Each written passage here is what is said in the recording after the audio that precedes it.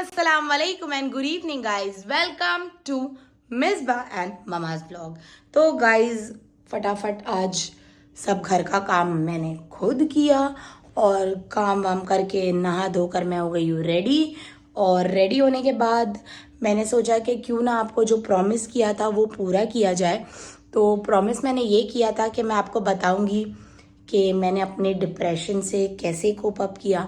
हाँ, और मैं लिटरली डिप्रेस्ड हो गई थी मिसकैरेज के बाद। तो मैंने सोचा क्यों ना मैं आपसे शेयर करूँ कि मिसकैरेज के बाद मैंने डिप्रेशन से कैसे कोप अप किया, क्योंकि बहुत सारे लोग ये बीमारी से जाते हैं डिप्रेशन से। तो मतलब कैसे हम उसको हैंडल कर सकते हैं, मतलब मेरे लिए क्या काम किया तो हो सकता है दूसरों के लिए भी काम कर लिए। तो मैं आप लोगों को बताती हूँ, कैमरा वगैरह सेट कर लेती हूँ कहीं पर और फिर स्टार्ट करते हैं। तो गाइज लेक्सा को आज मैंने नहला दिया था, तो लेक्सा नहा चुका है। अब मैं वीडियो बनाने के बाद इसको ब्लो ड्राई करूँगी। वाह यू स्मेल सो फ्रेश। और इसने मुझे बहुत नोचा। तो गाइज स्टार्ट करते हैं। सबसे पहले मैं आपको बताती हूँ वो वक्त जब एवरी डे डॉक्टर कहता था कि एक दिन और रुक जाओ, थोड़ा सा सब्र कर लो। वो हक ईमान बोलूँ तो भाई सब्र होता नहीं था। जानना रहता था मुझे कि मतलब क्या है, मतलब what is going on inside my body, क्या हो रहा है मेरे साथ। तो डॉक्टर कहता था सब्र करो, 1 वीक रुक जाओ, 5 दिन रुक जाओ, 4 दिन रुक जाओ, 2 दिन रुक जाओ। तो मैं सब्र करती थी, मैं बोलती थी चलो ठीक है। लेकिन वो जो सब्र का ड्यूरेशन था ना, मेरे दिन नहीं कटते थे, मेरी रातें नहीं कटती थी। मैं दिन भर बैठ के ये सोचती रहती थी कि क्या हो रहा होगा। गूगल पे नहीं सर्च करना चाहिए ऐसे लोग बोलते हैं, लेकिन गूगल की हर वेबसाइट मैंने पढ़ ली थी इस बारे में कि पॉसिबिलिटी क्या क्या है, क्या क्या हो सकता है। तो मेरे लिए बहुत ही ज़्यादा स्ट्रेसफुल था वो टाइम, जहाँ पर मतलब मुझे बार बार वेट करना पड़ता था। मतलब आज 1 वीक हो गया, समझे, डॉक्टर ने बोला 1 वीक वेट करो, 1 वीक वेट कर लिया। 1 वीक के बाद भी डॉक्टर कुछ जवाब नहीं दे पा रहे थे। डॉक्टर कहते थे कि और 1 वीक वेट करो। तो वो जो एक वीक करके इतना टाइम जो निकला ना, वो ड्यूरेशन मेरे लिए और मम्मा के लिए भी बहुत ज़्यादा डिफिकल्ट था। हम लोग दिन भर सोचते थे क्या करेंगे क्या नहीं करेंगे। एंड प्लस बेड रेस्ट, जब बेड रेस्ट बोल दिया जाता है तो बिल्कुल मरीज जैसा फील होता है। ऐसा लगता है कि हम बेड से क्यों नहीं उठ सकते। और फिर भी मैं बेड रेस्ट पे थी, बहुत डिप्रेस्ड फील होता था बेड रेस्ट पर भी। बहुत सारे लोगों को जैसे कोविड में क्वारंटीन होने के टाइम पर डिप्रेस फील होता है, वैसे मुझे बेड रेस्ट पर बहुत डिप्रेस फील होता था, लेकिन मैनेजेबल था वो। चलो कोई ना कोई आ जाता था, बातचीत हो जाती थी, मम्मी आ जाते थे, भाभी आ जाते थे, सब अच्छा चलता था उस टाइम पर। लेकिन वेट ये वेट करती थी मैं कि कब डॉक्टर बोलेगा, कब जाना है। फिर उसके बाद क्या हो गया, जब ऐसी न्यूज़ मिली, बस मैं अल्लाह से उम्मीद कर रही थी कि अल्लाह मुझे ये न्यूज़ ना सुनाए। और इत्तेफाकन बदकिस्मती से, अल्लाह की मर्ज़ी से मुझे ये न्यूज़ मिली कि मतलब the heartbeat is no more, the baby is no more, heartbeat stop हो गई है बेबी की। तो फिर उस टाइम पर तो घर में मेरे रमज़ान था।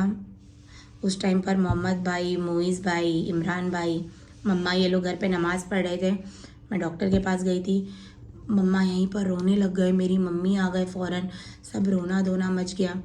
मेरी मम्मी ने मुझे बहुत हौसला दिया, सब्र दिया कि सब्र करो, अच्छा होगा सब, इंशाल्लाह अच्छा होगा। तो मैंने बहुत सब्र किया उस टाइम पर। मेरे भाई ने मुझे कॉल किया, उसने मुझसे बात की, उसने मुझे बोला देखो ये सब चीज़ें अपने हाथ में तो है नहीं मिसबा, तो आप इस सब बारे में अपसेट होकर कुछ आपको हासिल होने वाला है नहीं। तो सबसे बेस्ट बात ये होगी कि अल्लाह के ऊपर छोड़ दिया जाए अल्लाह का काम, और आप अपना काम करो, इबादत करो, अल्लाह से दुआ करो, और ज़्यादा अल्लाह से मायूस होने की ज़रूरत नहीं है, क्योंकि अल्लाह ताला देकर आजमाते हैं और लेकर भी आजमाते हैं। अल्लाह कहते हैं कि जब मैं आपको देता हूँ तो मैं आपका शुक्र अदा कैसे किस तरीके से आप करते हो वो देखना चाहता हूँ, और अगर नहीं देता तो आपका सब्र देखना चाहता हूँ।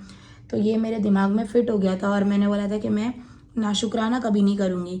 मेरे पास अल्हम्दुलिल्लाह हर चीज़ है, एक ज़िंदगी जीने के लिए जो चाहिए होता है वो हर चीज़ है। और मतलब मैं वो ज़िंदगी एक बेबी के साथ जीना चाहती थी, लेकिन अब अल्लाह की मर्ज़ी थी कि अल्लाह मेरा सब्र देखना चाहते हैं, तो मैं सब्र कर रही थी। और मैं खुश हो गई। मतलब मैंने अपने आप को कैसे भी खुश किया, नमाजें पढ़ी, कुरान पढ़े, दुआएं की, बहुत हर चीज़ की, मतलब हर चीज़। और फिर जब बाद में मतलब डीएनसी वगैरह हो गया था, उसके बाद थोड़ा सा डिप्रेस फील होता था। ऐसा लगता था कि यार मतलब बार बार थॉट्स आपके माइंड में आते रहते, बार बार ऐसा लगता था कि आज यही टाइम, एक हफ्ता पहले मैं खुश थी, एक पॉजिटिव न्यूज़ आई थी। यही टाइम 2 हफ्ता पहले कुछ पॉजिटिव न्यूज़ आई थी। यही टाइम 3 हफ्ता पहले गुड न्यूज़ मिली थी। मतलब मैं सोचती थी कि यार वो पल मेरी ज़िंदगी में वापस आएगा कि नहीं।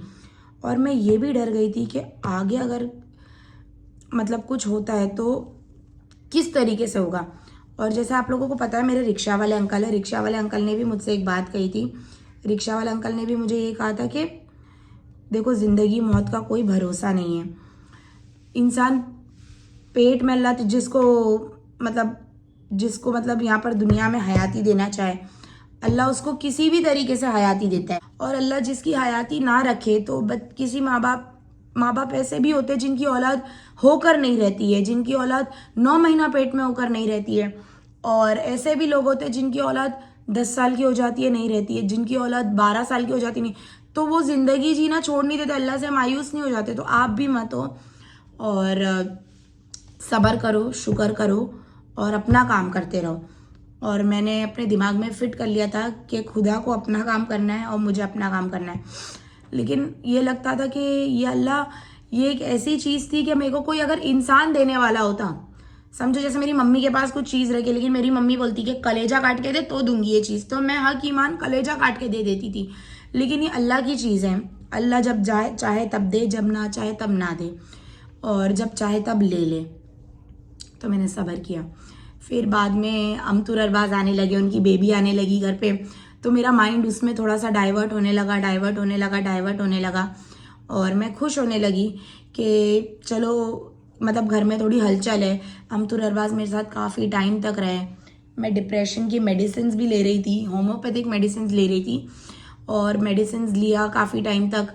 और डॉक्टर ने मुझे बोला था कि आपको मेडिटेशन करना स्टार्ट करना पड़ेगा, बिकॉज आप इतना ओवरथिंक करते हो कि वो भी हार्मफुल है।